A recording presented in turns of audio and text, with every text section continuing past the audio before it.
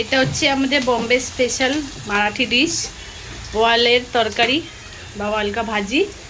তো তেলের মধ্যে আলু ছেড়ে দেওয়া হয়েছে, পুরোটা দেখতে থাকো কিভাবে কি বানানো হচ্ছে।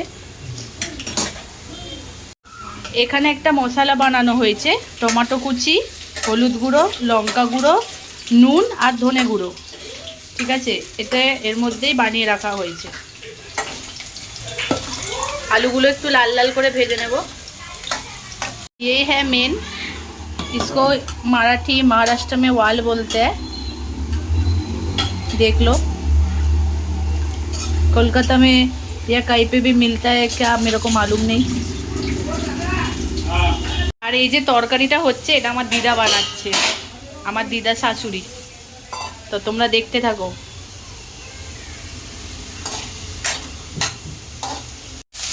এখন পেঁয়াজ কুচি দিয়ে দিল,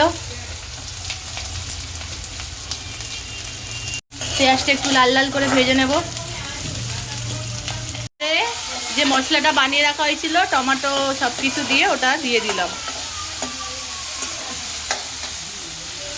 আমি এখন যে তোমাদের ওয়ালটা দেখালাম, সেই ওয়ালটা দিয়ে দেওয়া হয়েছে।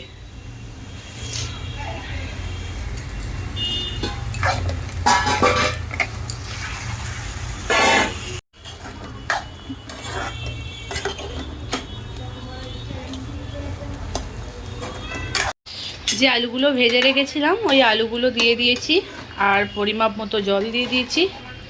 এবারে এটা একদম শুকনো শুকনো হয়, এটাও ঝোল ঝোল হবে না। যতক্ষণ না জলটা শুকাচ্ছে ততক্ষণ এটা ঢাকা দিয়ে ফুটতে দেব।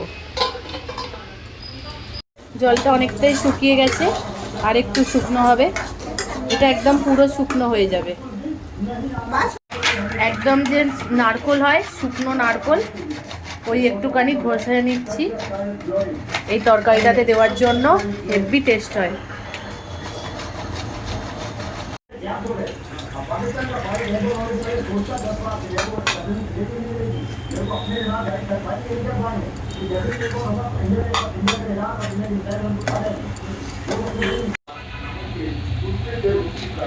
চলো, আমাদের তরকারি একদম রেডি।